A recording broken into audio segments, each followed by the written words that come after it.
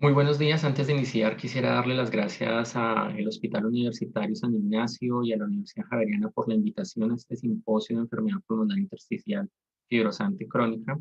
Mi objetivo durante los próximos minutos será hablar sobre enfermedad pulmonar intersticial no clasificada. Estas son mis confluencias de intereses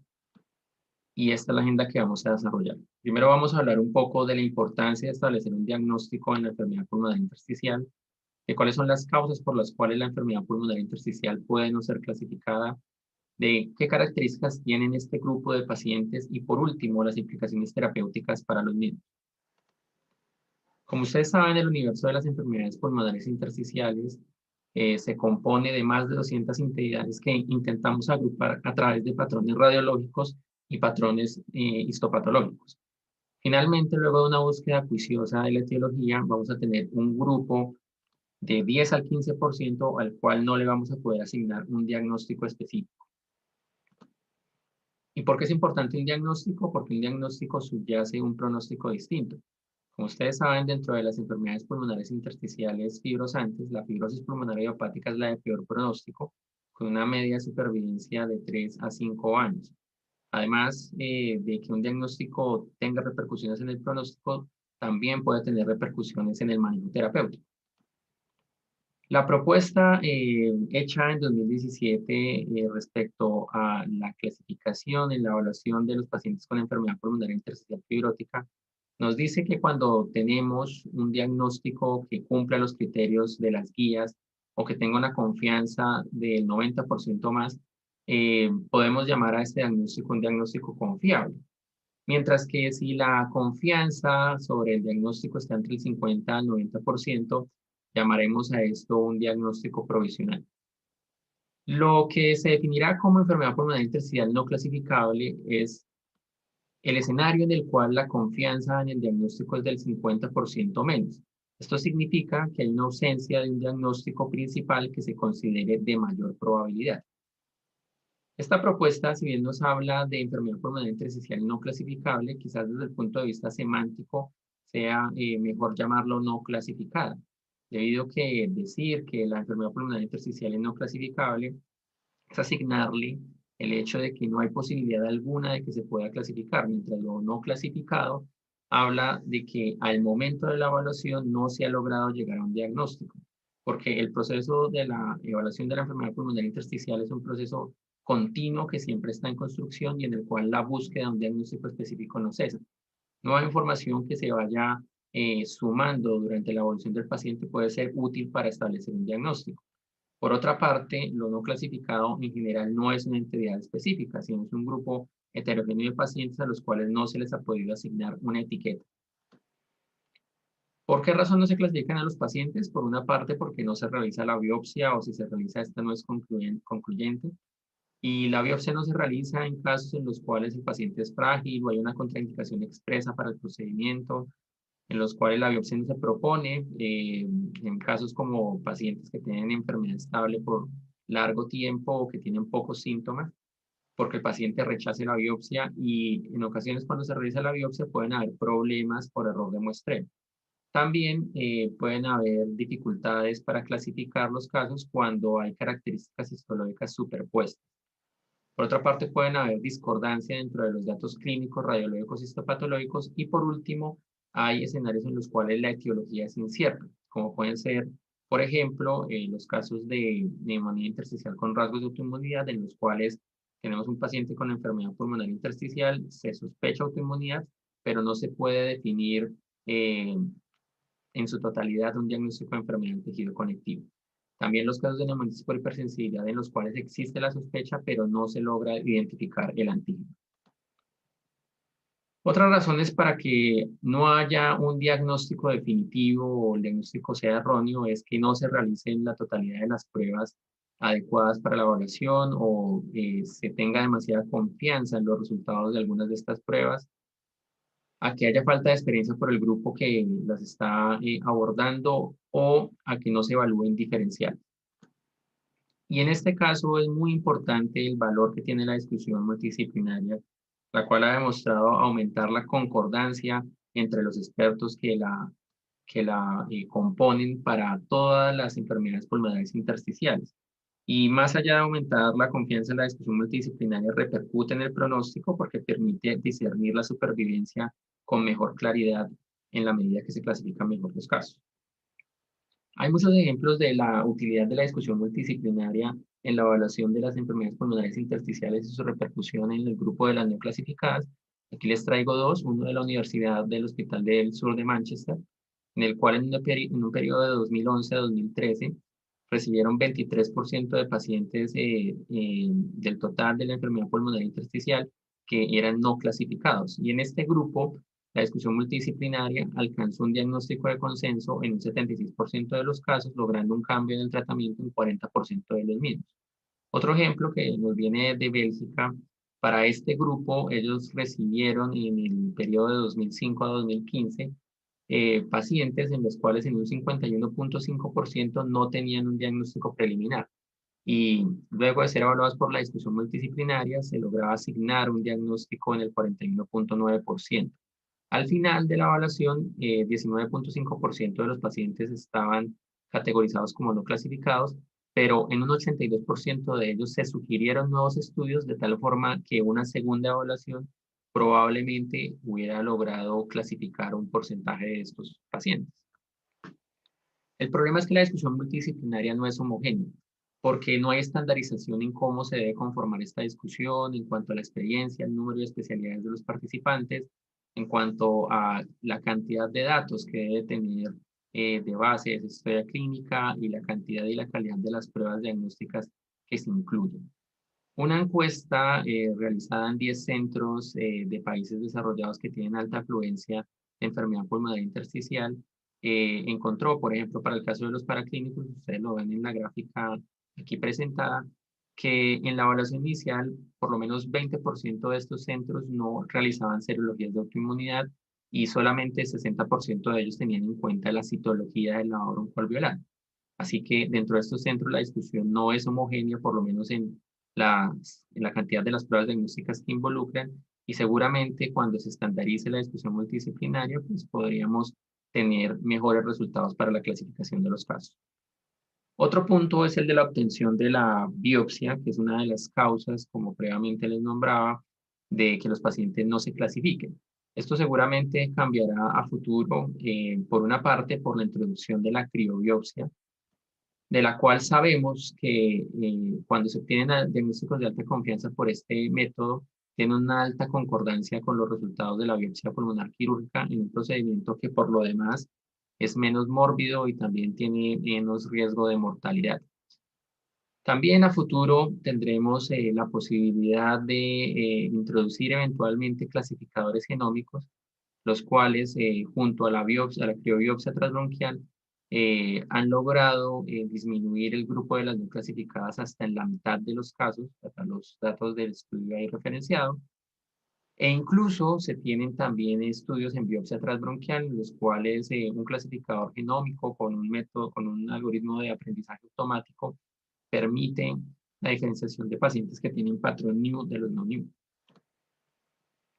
Respecto a las características de los casos de enfermedad pulmonar intersticial no clasificada,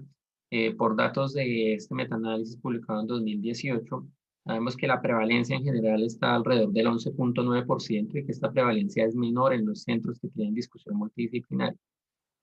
Las características clínicas son similares a la población general de pacientes con enfermedad pulmonar intersticial, pero algunos estudios sugieren que este grupo tiene menos hombres y menos fumadores respecto a la fibrosis pulmonar idiopática. El patrón de presentación en la tomografía de tórax con mayor frecuencia es un patrón inconsistente teniendo en cuenta los criterios de 2011 de clasificación del patrón de neumonía intersticial usual, puesto que este estudio, pues cuando fue publicado todavía no estaban los criterios de 2018. Y respecto a la citología del lavado broncoalveolar, este grupo no presenta un diferencial celular específico. Si bien la prevalencia está alrededor del 11%, esta prevalencia aumenta con la edad y en personas mayores de 70 años puede llegar a ser hasta el 45% de los casos de enfermedad pulmonar intersticial.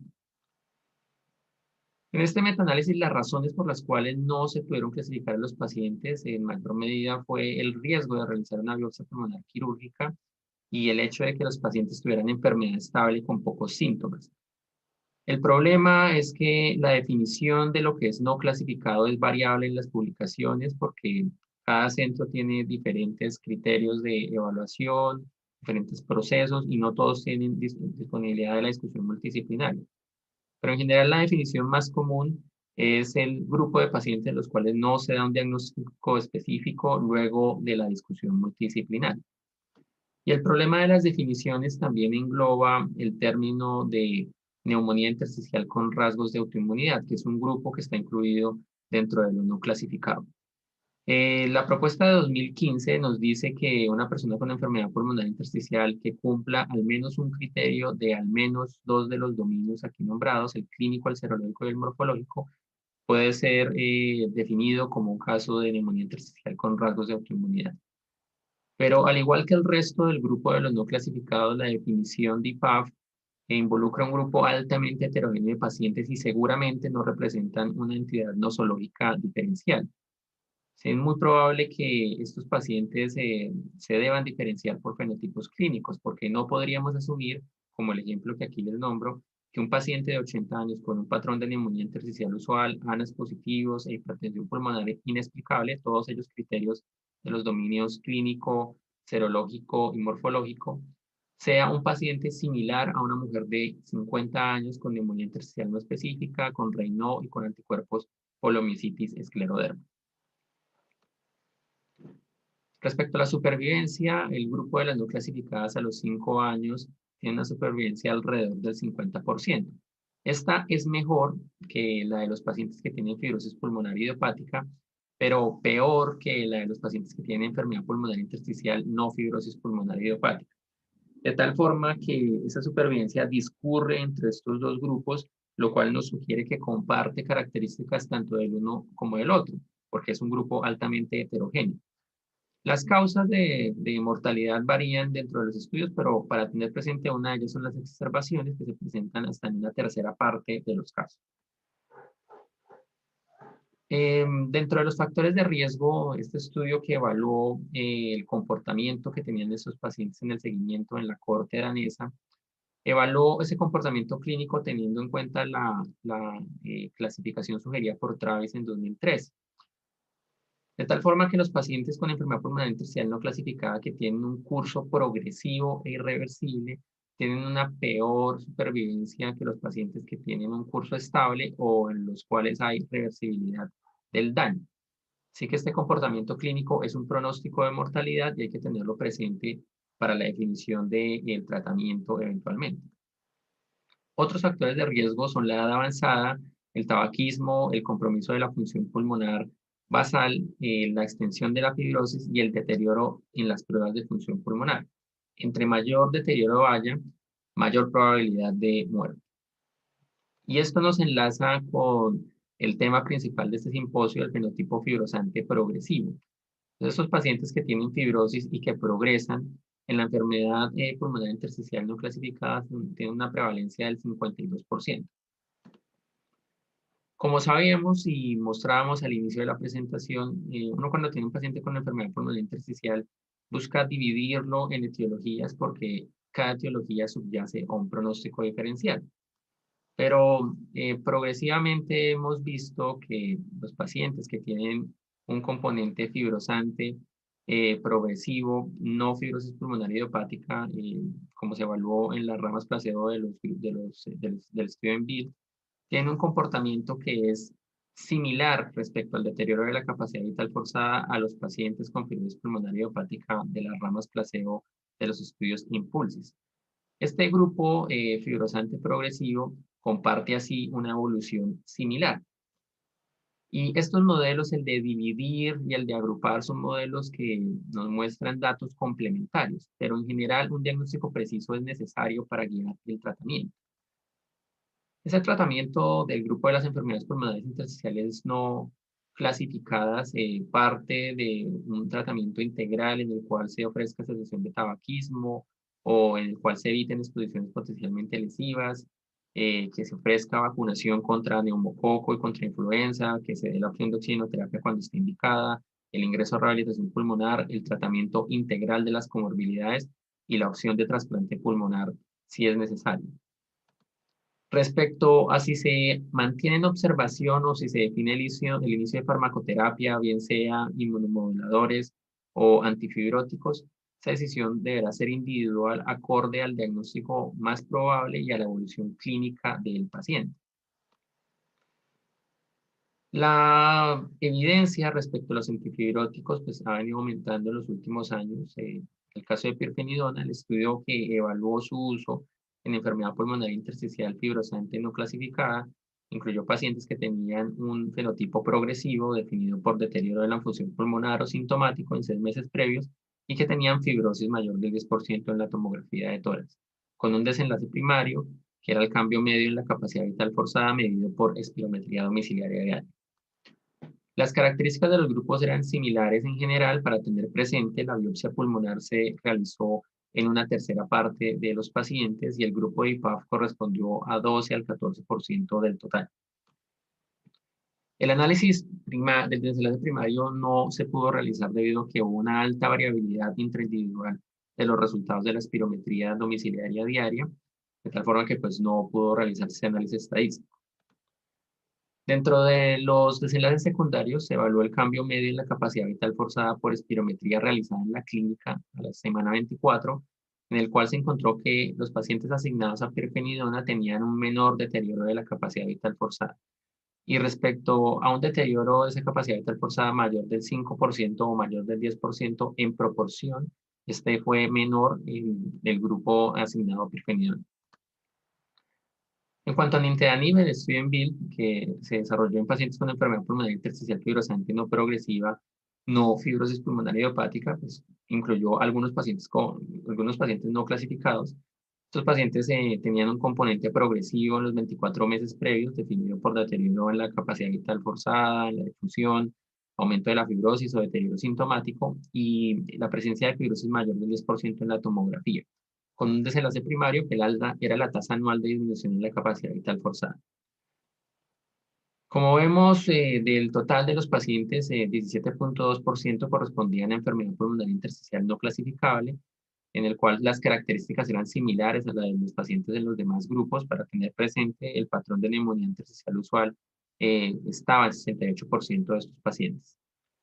Al final, el uso del nintedanib logró reducir más o menos en la mitad el deterioro de la capacidad vital forzada al año, y esto fue independiente del patrón de presentación en la tomografía. Como vemos, el efecto del nintedanib respecto al deterioro de la capacidad vital forzada fue consistente en todos los subgrupos, incluyendo el de la enfermedad pulmonar intersticial no clasificable. Así que en este algoritmo tenemos que pacientes que tengan enfermedad pulmonar intersticial fibrosante, en los cuales luego de realizar las pruebas diagnósticas vamos a determinar que no son clasificados, podemos definir bien sea monitorizar y mantener un seguimiento estrecho del caso o evaluar la opción de iniciar tratamiento. Probablemente esto sea más importante en los casos que demuestren progresión, y en particular en los pacientes que tienen enfermedad progresiva fibrosante se podría considerar el inicio de antifibróticos. De tal forma que en la enfermedad pulmonar intersticial hay cosas que sabemos y cosas que no sabemos, y dentro de estas cosas están las puertas de la percepción, como nos decía Aldo Suxi. Y yo los invito a que crucemos esas puertas para ampliar nuestro conocimiento en este tema. Concluimos diciendo que la enfermedad pulmonar intersticial no clasificada abarca un grupo heterogéneo de pacientes en los cuales no se puede asignar un diagnóstico específico, que es muy importante intentar estandarizar la evaluación de la discusión para poder disminuir la incertidumbre diagnóstica, que el uso de nuevas herramientas como pueden ser la criobiopsia eventualmente pueden cambiar el panorama de este grupo de pacientes, que el hecho de que estos pacientes no se puedan clasificar no significa que no se les deba ofrecer un tratamiento integral de sus comorbilidades y de sus complicaciones, y que el uso de pirfenidona y nintedanib reducen la progresión, y de forma individual debe caracterizarse a quienes se les puede asignar el tratamiento. Muchas gracias.